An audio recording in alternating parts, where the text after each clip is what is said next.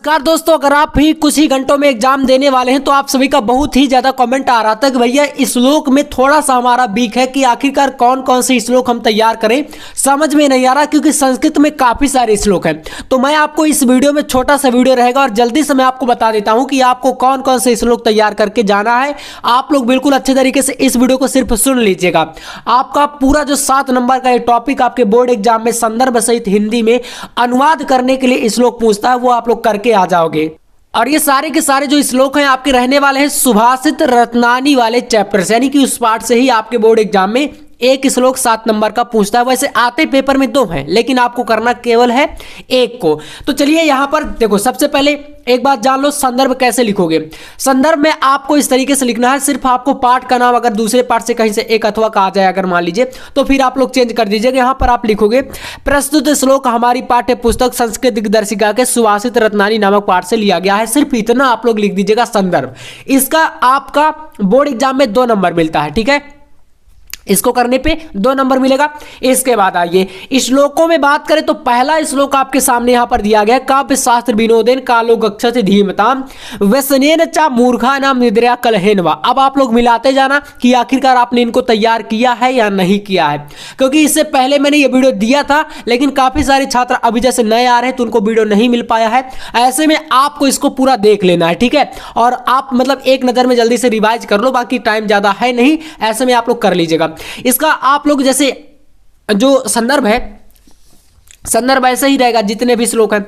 आपका मेन चीज है हिंदी अनुवाद। इसका मतलब क्या होता है, इसका अनुवाद लिखोगे काव्य शास्त्र विनोदेन कालो गच्छत धीमताम व्यसनेन चा मूर्ख नाम निद्रा कलहेन, मतलब बुद्धिमानों का समय काव्य शास्त्रों काव्य और शास्त्रों की चर्चा में बीतता है और मूर्खों का समय बुरे व्यसनों में, सोने में या लड़ाई झगड़े में बीतता है। इस प्रकार से इसका हिंदी अनुवाद आप लोग कर दोगे तो 5 नंबर इसका मिलता है और 2 नंबर आपका संदर्भ का मिलता है। तो यहां से टोटल हमें मिलते हैं 7 नंबर।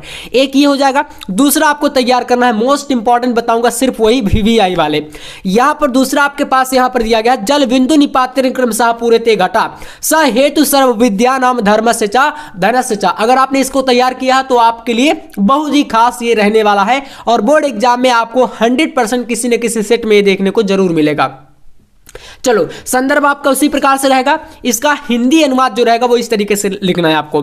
जल की एक एक बूंद गिरने से क्रमशः घड़ा भर जाता है, समस्त विद्याओं धर्म और धन का संग्रह करने का यही कारण है, अर्थात निरंतर प्रयास करने से ही धीरे धीरे ये तीनों वस्तुएं संग्रहित हो पाती हैं, यानी इकट्ठा हो पाती है। ये दूसरा श्लोक आपका हो जाएगा।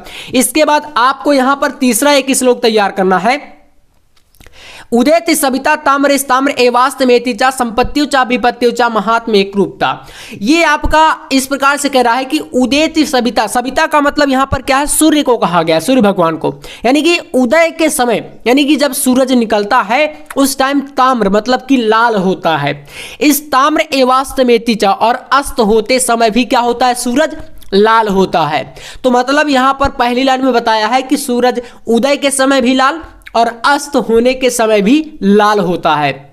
फिर इसके बाद संपत्तियों चा विपत्तियों चा महात्म एक रूपता।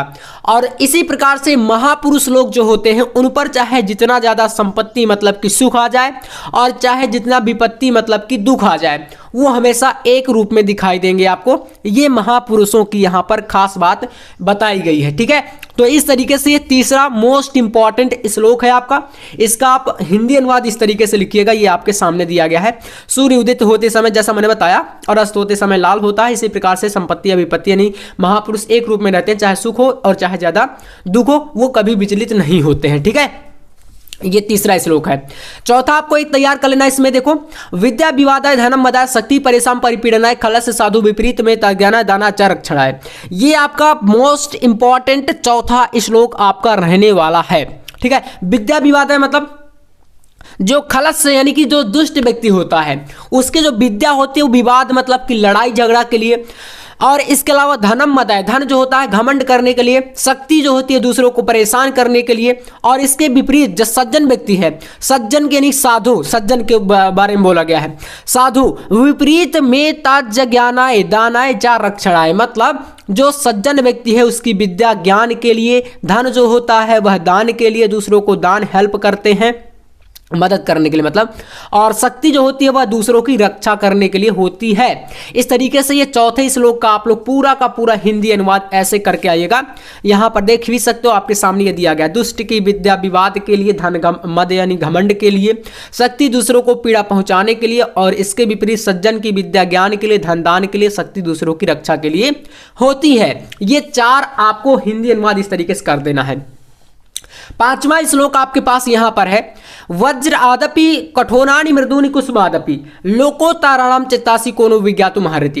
यानी कि इसमें बताया गया है कि वज्र आदि से भी कठोर है ना, वज्र आदि से भी कठोर। अब वज्र से कठोर क्या हो सकता है, आपने सुना होगा इंद्र का वज्र, तो कह रहा है कि वज्र आदि से भी कठोर, मृदूनि कुसुमादपि, और मृदुल इतना कि जैसे कुसुम यानी कि फूल से भी कोमल, लोकोत्तराणाम चित्तासि कोनो विज्ञातिम हरति। ऐसे ऐसे महापुरुष लोग हैं जिनका हृदय जो होता है वह वज्र से भी कठोर होता है और फूल से भी कोमल होता है। ऐसे लोगों के कोमल चित्त को कौन नहीं जान सकता, है ना। तो ये आपका 5वां मोस्ट इंपॉर्टेंट श्लोक है, और सभी के जो संदर्भ हैं आपको मैंने बता भी दिया है, एक ही जैसे लिखे जाएंगे। इस तरीके से प्रस्तुत श्लोक हमारी पाठ्य पुस्तक हिंदी के खंड संस्कृत दिग्दर्शिका के सुभाषित रत्नानी नामक पाठ से अवतरित है या लिया गया है।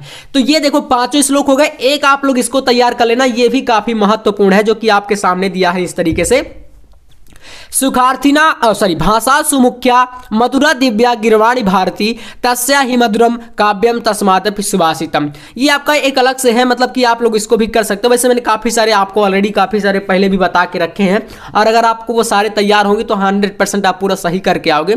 तो लगभग इनसे मिलते जुलते यहाँ पर मैंने दूसरे लिख के रखे थे। तो काफ़ी सारे लोग जो है मतलब बार बार जैसे कि कमेंट करते हैं, जो बच्चे जैसे नए आ रहे हैं उनको वीडियो नहीं मिल पाया है, ऐसे में मैंने सोचा कि एक बार मैं आपको लास्ट में सारा कुछ बता दूं। तो एक यहां पर ये है, इसके अलावा सुखार्थिना कुतो विद्या वाला है, तो इसको भी मैंने बताया था, आप लोग कर सकते हो। वैसे भी आसान है, जैसे कि यहां पर कह रहा है कि सुखार्थिना कुतो विद्या, यानी सुख चाहने वाले को विद्या कहाँ, कुतो विद्यार्थिना सुखम, और विद्यार्थी को सुख कहाँ। सुखार्थी व त्यजेत विद्या मतलब कि सुख चाहने वाले को विद्या का त्याग करना चाहिए, कर देना चाहिए। और विद्यार्थी व त्यजेत सुखम मतलब विद्यार्थी अगर आप विद्या चाहते हो तो आपको सुख का त्याग करना चाहिए, है ना। एक ही हो पाएगा। अगर आप आराम चाहते हो तो आप पढ़ नहीं पाओगे, पढ़ना चाहते हो तो आराम नहीं कर पाओगे ज़्यादा। तो ये आपका इस तरीके का कुछ श्लोक है जो कि आपको इसको तैयार कर लेना है। बाकी एक आपका यहाँ पर परोक्षकार हंतरम वाला भी मैंने बताया है कि भाई जो पीठ पीछे आपकी बुराई करते हैं और आपके सामने मीठा बोलते हैं, ऐसे मित्रों को आपको विष के घड़े के समान त्याग देना चाहिए। जैसे कि कोई विष से भरा हुआ घड़ा है और बाहर उसमें लगा हो दूध, तो ऐसे दूध मतलब अमृत समान दिखे और अंदर से एकदम विषैला हो, उसको त्याग देना चाहिए। इस तरीके से ये आपको कुछ श्लोक हैं जो कि इस वीडियो में मैंने बता दिया, और अगर इतना करके जाओगे तो श्लोक वाला टॉपिक आपका 7 नंबर का पूरा फिक्स है, पक्का करके आओगे। तो वीडियो पसंद आया लाइक करके चैनल को सब्सक्राइब कर लीजिएगा। मिलते हैं नेक्स्ट वीडियो में नेक्स्ट टॉपिक के साथ, तब तक के लिए जय हिंद, वंदे मातरम।